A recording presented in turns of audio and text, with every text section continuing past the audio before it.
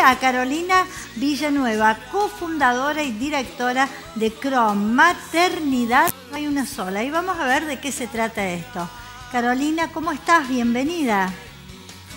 Hola, ¿qué tal? Bienvenidos. Gracias por la invitación, perdón, bienvenidos. ¿Cómo están? Hola, Caro, ¿cómo estás vos? ¿Todo bien? Bien, muy bien, muy bien. Gracias por la invitación. Bueno, Carolina, recién cuando entrábamos un poco en lo que es la información de esto de maternidad, no hay una sola. Y digo, y estamos hablando Ujú. siempre de que nosotros venimos, ya la sociedad viene con esa incorporación, tenemos la mamá, el papá, ¿no es cierto? Y a medida que han pasado los años, esto también fue cambiando. Y tenemos que tomar como referencia a la mamá o que tiene, hacer el rol de papá, de mamá, pero que hay que empezar a tenerlo como parte de esta sociedad, que tampoco no es fácil. Sí, un poco la idea de lo que nosotros queremos transmitir a través de Grow, que es esta consultora que trata de que los espacios de trabajo sean un poco más inclusivos y acepten a las personas como somos, es dar este mensaje que no hay un solo y un único modelo de maternidad, como vos bien acabas de decir, y tiene que ver con muchas cosas. Tiene que ver primero con esta imposición cultural que tenemos, que la maternidad siempre es el dar todo, el amor incondicional, la paciencia infinita, que en realidad no es cierto. La maternidad, para aquellas personas que tenemos hijos, entendemos que tiene mucho de paciencia, entrega, compromiso y amor, y tiene un montón de cosas que tienen que ver con el sacrificio. Y esa idea de que las mujeres no podíamos comunicarnos entre nosotras, ni siquiera públicamente, y decir que estábamos cansadas, decir que había cosas que no nos gustaban, decir que a veces los hijos nos llevan a ese punto de agotamiento y de tensión, y de que la maternidad es una contradicción, es algo hermoso y a la vez es algo extremadamente sacrificado. Entonces, eso por un lado. Después la discusión de no necesariamente todas las mujeres tenemos ganas de ser madres y tenemos que atravesar la maternidad en la vida. Esa idea de que nosotras digamos, la plenitud de nuestra vida y de nuestro sentido en la tierra se alcanza a través de la maternidad, también es una imposición cultural y que no nos aplica a todas. No todas las mujeres tienen ganas de ser madres y está bien que así sea. Y esto también corre, por supuesto, para los padres. Y en tercer lugar, y también muy importante, es entender las diversas formas de las maternidades, ¿no? Nosotras en Grow también tratamos de comunicar y de dar voz a las maternidades de las mujeres trans, las maternidades de las mujeres que están en pareja con otras mujeres y que no tienen la típica pareja heterosexual en donde se asume que hay un hombre y una mujer, las mujeres que atraviesan la maternidad sin pareja, digamos, hay tantas maneras de transitar esa experiencia que vale la pena un poco dar voz a eso y quebrar un poco con ese romanticismo de que la maternidad es entrega y amor absoluto. La maternidad es mucho más compleja y además es mucho más interesante que eso. Y hablar de eso nos parece que suma muchísimo y nos enriquece.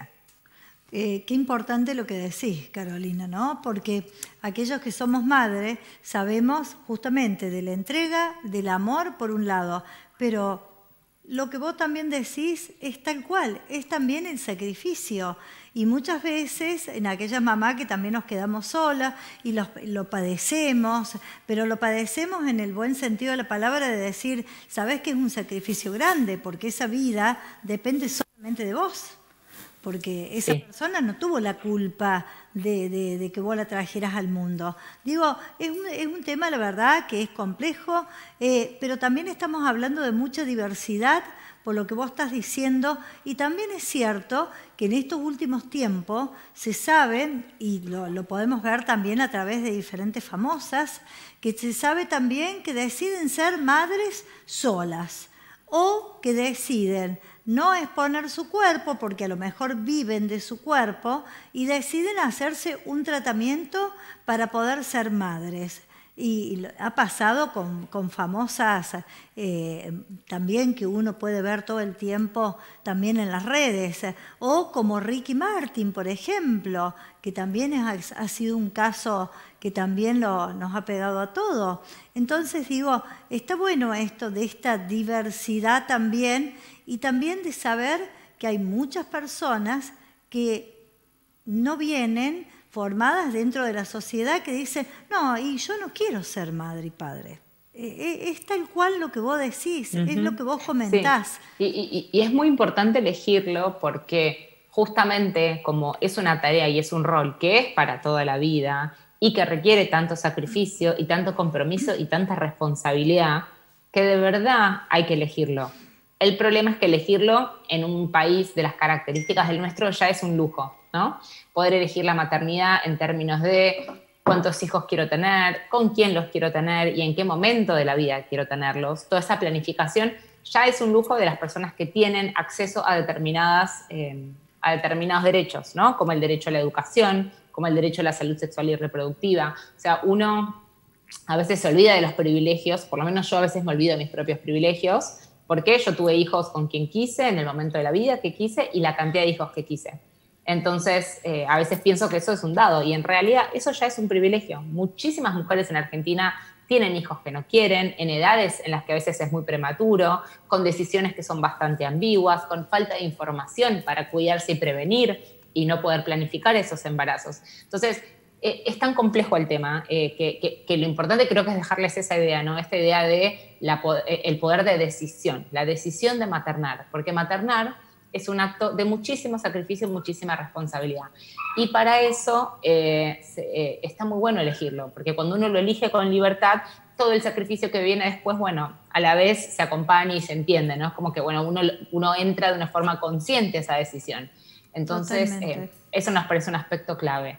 Carolina, digo yo, me preguntaba y la verdad que lo voy a tocar muy afuera el tema porque no lo sé específicamente, pero te pregunto a vos, que seguramente lo vas a saber. Cuando hablamos de parejas heterosexuales, de pareja gay, ¿cómo tienen algún respaldo en una obra social? ¿Cómo se manejan? ¿Hay una ley que ampare esto para que también sean tratados en igualdad con respecto a una obra social? A ver, cuando hablamos de las parejas homosexuales, bueno, las parejas del mismo sexo, es diferente en el caso de las mujeres que en el caso de los varones. A ver, el derecho, por ejemplo, a la licencia de maternidad, por ejemplo, si esa es a la que vos te estás refiriendo, tiene que ver con si la persona está en un trabajo que le da acceso a una obra social y a la vez eso le da acceso a una licencia de maternidad. Si no, eso no existe. Digamos, una persona, sea mujer o sea varón, que tiene hijos por fuera de una relación laboral formal, no tiene derecho a la licencia, ¿no? Directamente deja de trabajar, deja de percibir ingresos y tiene que cuidar a sus hijos. Después, por otro lado, está el tema de la licencia de maternidad, que es un concepto que ya queda viejo, Sí. porque la maternidad no necesariamente es solo para las mujeres cis, que soy yo, por ejemplo, que nací mujer, me percibo como mujer, sino que es para otros formatos de familia, y eso no está incluido en ningún tipo de legislación. En ese sentido, la legislación argentina es bastante antigua. Y después, ¿qué pasa cuando dos varones tienen hijos? ¿No? Como quién asume el rol de maternar, que por ahí ya hasta es polémico decir eso, pero ese rol de ser el cuidador primario. Esa pareja en realidad no accede a una licencia de maternidad, cuando por ahí Claro. uno de los dos varones va a tener ese rol de quedarse más en la casa, de velar por la vida en los primeros meses del hijo. Entonces, te diría que en general todos los marcos jurídicos están bastante desactualizados en relación a cómo, a todos los ejemplos que vos diste antes, ¿no? A cómo hoy se vive el criar y el tener hijos, que ya no es siempre esto de el varón y la mujer que se casan, que tienen un hijo, que el trabajo les da la licencia, digamos, todo eso ya ha quedado bastante vetusto. Así que es como hora de que los marcos regulatorios en Argentina y en América Latina sin duda se actualicen y consideren otros tipos de familia y otros tipos de formas también de tener hijos. Yo digo, Caro, porque también nos pasa de que esta forma cultural, este paradigma también que tenemos incorporado, nace también desde cuando vamos al colegio, que también yo creo que desde edad temprana, ¿qué es lo que te viene? El libro, vos fijate, que antes ¿qué es lo que te venía? El libro, cómo estaba la familia tradicional armada, y la mamá, el papá y los niños, ¿sí? Y después encontramos con que los niños se encuentran con realidades diferentes. Yo digo que es importante esto también de empezar a incorporar esto dentro de lo que ya estamos hablando en sí dentro de lo que es la familia, que ya no es la tradicional de antes, que tenemos una diversidad familiar. Ahí la importancia ya tiene un marco legal y muy bien desarrollado y muy actualizado, que es la Ley de Educación Sexual Integral, que es una ley pionera, que Argentina en ese sentido sí ha avanzado muchísimo, y esa ley básicamente lo que hace es que la educación sexual no es solo la parte como biológica y física de la sexualidad, la educación sexual es la educación en estos temas, ¿sí? Es educar en la diversidad, es educar eliminando estereotipos y sesgos de género, es educar en el respeto hacia las mujeres y las otras diversidades, es eliminar la violencia. Y en esa educación de lo que propone la ESI, que es esta ley tan importante que se debiera cumplir en todo el territorio nacional, es educar a los niños, a las niñas y a los niñes en otros modelos de familia. Digamos, no necesariamente todos tenemos mamá y papá. Yo vivo, por ejemplo, en un colegio donde no se festeja el Día de la Madre, para evitar, primero, que no todos tienen madre, como para incluir a otros tipos de familia. Hay muchas formas donde las escuelas tienen que acompañar y enseñarles a los chicos y a las chicas que ya hay otros modelos de familia y que no es todo como en la época donde como a nosotros nos han criado. Pero repito, esa es la importancia de la ESI, esa es la importancia de esta ley, que tiene como muchísima fuerza y tiene muchísimo potencial, pero que lamentablemente no se implementa de forma correcta en todo el territorio nacional. Y ahí hay un deber y una deuda muy fuerte de nuestros gobernantes para implementar esta ley a nivel federal. Y ahí hay muchas resistencias en determinadas provincias también. Bien, fantástico. Caro, con el tema de discapacidad, también, que es algo que es tocado muy pocas veces, ¿no es cierto? Digamos, ¿cómo los ampara a las personas con discapacidad cuando son padres? Mira, ahí creo que lo más importante es justo creo que lo dijiste, es como no se toca el tema. Lo más importante es hablar de la invisibilización de las maternidades y de las paternidades de las personas con discapacidad. Uno, cuando habla de los tipos de madre y de padre, rara vez es reflejado en la cultura, en el cine, en los espacios publicitarios, incluso cuando te están tratando de vender algo, otros tipos de maternidad que disienten de la norma, ¿no? Y muy pocas veces se habla de las necesidades específicas de las mujeres que son madres y que tienen alguna discapacidad. En ese sentido, justo Grow hizo un seminario, un webinar muy interesante sobre hicimos dos, una de una madre no vidente, cómo cría a sus hijos, y después una persona que está en silla de ruedas, para hablar de la falta de adecuación del país, de las infraestructuras, de los sistemas de salud, del acompañamiento, incluso del sistema escolar. Yo creo que una madre, si hoy va a buscar a su hijo al colegio, no sé si todos los colegios tienen rampas, si todo está adecuado. Hay muchísimas dificultades desde el acompañamiento en sobrellevar un embarazo hasta obviamente todo lo que acompaña a maternar vinculado a las personas con discapacidad. Y además es un tema que no se toca, es un tema que rara vez se discute. Hay algunas, por ejemplo, días extras de licencia si una persona tiene un hijo con discapacidad, y ahí está incluido en la ley, pero después por fuera de eso hay muy pocas consideraciones específicas sobre cuáles son las necesidades de estos colectivos. Y me parece que todavía es un tema que nos incomoda hablar, ¿no? Como sociedad, y me parece que ahí hay una deuda como muy grande. Yo creo que hay una deuda muy grande con el Estado, ¿no? Desde el Estado, donde tienen que empezar totalmente a trabajar para este tema. Estamos en el siglo XXI, digo yo, y el tema de la diversidad ya está incorporado. Lo vivimos, lo palpamos y lo vemos con ojos diferentes, y esta inclusión también es importante, pero el primer paso también tiene que ser desde el Estado. Eso también me parece que es clave para que empecemos a tomarlo como tal, ¿no? Te hago esta última pregunta y digo yo, separar biología de maternidad. ¿Cuál es el concepto generalizado tuyo en esto? Es una pregunta polémica como mínimo, me la tiraste ahí.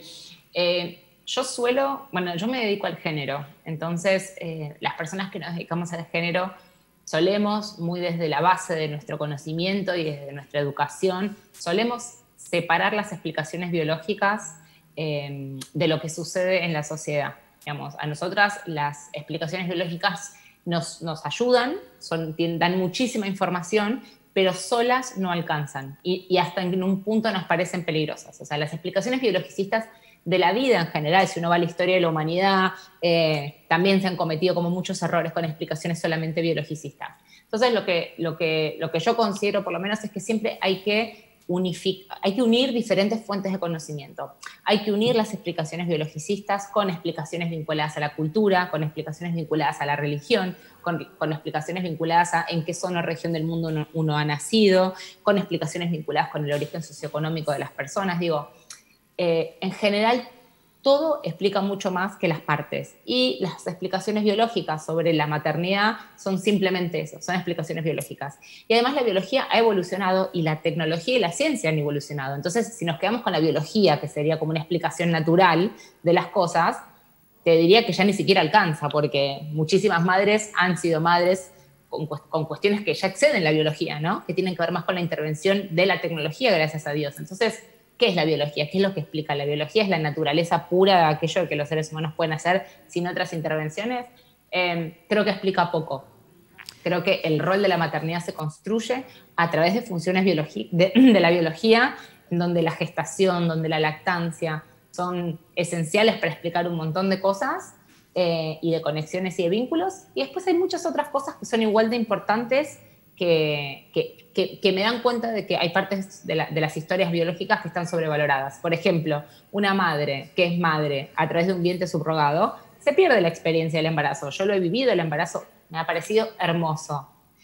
Pero no sé si es lo que me ha convertido en madre. Digo, si yo no hubiese tenido esa experiencia, creo que hoy sería la madre casi igual de la que soy hoy, digamos, ¿no? Me faltaría una pequeña parte, ok, pero versus todo lo demás, ser madre es el día a día, es otra cosa. Entonces digo, está bueno, pero no alcanza. Y creo que en nombre de la biología se han cometido muchas simplificaciones de lo que tenemos que ser y en la vida de los hombres y las mujeres. A mí me parece, uno tiene la posibilidad también de conocer a mucha gente que ha adoptado, que ha tenido este gran paso de la adopción, que lo ha necesitado como para terminar de formar una familia o para tener una familia. Y la verdad que en esas cosas a veces yo puntualizo de que digo que el amor se siente desde otro lugar, que vos podés traer un niño al mundo y por supuesto amarlo, protegerlo, pero también podés tener un hijo adoptado o bajo cualquier tratamiento que tengas, pero el amor nace desde otro lugar. Por lo menos es mi pensamiento. Siempre digo que totalmente. Es tal cual. De hecho, hay muchas familias que tienen hijos biológicos y no los tratan ni quieren de forma adecuada. Y Ni eso hablar. ya, ahí mismo está la prueba.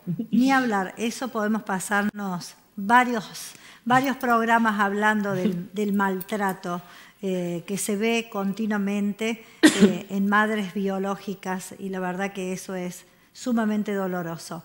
Carolina, bueno, muchísimas gracias por participar, por estar presente. Me encantó esta charla y esto de hablar de diversidad en un siglo donde seguimos avanzando, donde tenemos que ampliar mucho más nuestra cabeza como personas, donde tenemos que dejar de vivir en el recuerdo, en que la familia, la tradicional, es la mamá, el papá, la nena y el nene, donde tenemos que aprender a respetar que cada uno elige cómo vivir.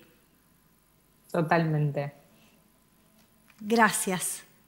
De nada, les agradezco mucho la invitación.